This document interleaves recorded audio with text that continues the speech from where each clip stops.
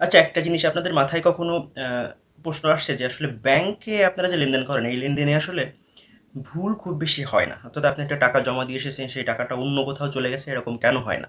কিন্তু আপনি আপনার বিকাশ বা আপনি যখন এনপিএসবি করছেন সেটা অন্য কোথাও চলে গেছে, আপনি বিএ পিন করছেন সেটা ভুল নাম্বার চলে গেছে, বিকাশে আপনি ফান্ড ট্রান্সফার করছেন কিন্তু দেখা যাচ্ছে ভুল নাম্বার অ্যাকাউন্ট চলে গেছে, এই ধরনের কথা কিন্তু শোনা যায়। কিন্তু ব্যাংকাররা আসলে এই ভুলগুলো কেন করে না?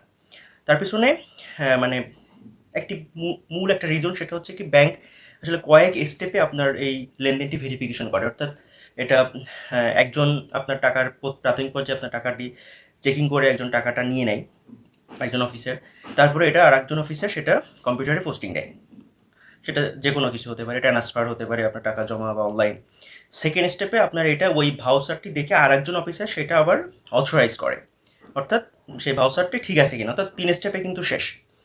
এবং ওই দিন সন্ধ্যাবেলায় অথবা ওই দিনের শেষ কার্যদিবসে আবার এটা টোটাল যত লেনদেন হয় সারা টোটাল ব্যাংক জুড়ে, সেটা আবার আর একটা অফিসার সেটা আবার চেক করে। বেশিরভাগ ব্যাংকে এটা দিনের দিনে শেষ হয়ে যায়। অর্থাৎ প্রথম ধাপে ভুল হলেও দ্বিতীয় ধাপে ভুল হওয়ার সম্ভাবনা থাকে না। আর প্রথম দ্বিতীয় তৃতীয় ধাপ সব ভুল হলেও একদম শেষ ধাপে যেয়ে সে কিন্তু একদম অ্যাকাউন্ট নাম্বারের সাথে টাকার অ্যামাউন্ট ঠিক আছে কিনা, কোন ব্রাঞ্চে টাকাটি যাচ্ছে, সব কিছু কিন্তু থার্ড বা ফোর্থ স্টেপে এটা ভেরিফিকেশন করে। সুতরাং ভুল হওয়ার সম্ভাবনা খুবই কম। ধরুন আপনি প্রথম লেভেলেই আমরা যদি জানতে পারি যে এই অ্যাকাউন্ট নাম্বারটি ভুল জমা দিয়ে যাচ্ছে কাস্টমার, সেক্ষেত্রে তাকে প্রথমেই আমরা ইনশিওর করার চেষ্টা করি যে আপনার কিন্তু ভুল হচ্ছে। তো তখনই কিন্তু কাস্টমারকে দাঁড়িয়ে রেখে আমরা এটা সমাধান করি। কিন্তু প্রথম স্টেপে আমরা বুঝতে পারলাম না, সেকেন্ড স্টেপে কিন্তু কম্পিউটারে একটা ভুল পোস্টিং দেখা যাচ্ছে, আপনি দিয়েছেন রহিমকে জমা, নাম আসতেছে করিম, আমরা কিন্তু জমা দিয়ে দিব না। তখনই কিন্তু ধরলেন প্রথমে সে রহিম করিম গুলাই ফেলছে, অথরাইজ করতে যেয়ে সে কিন্তু এটা ধরা পড়বে। আমি মানলাম সেখানেও ভুল, কিন্তু সর্বশেষ যে ভেরিফিকেশন করে তার চোখের আয় না, তারপরে এড়িয়ে গেলেও ব্যাংক এটা কিন্তু সমাধান করার সর্বোচ্চ চেষ্টা করে।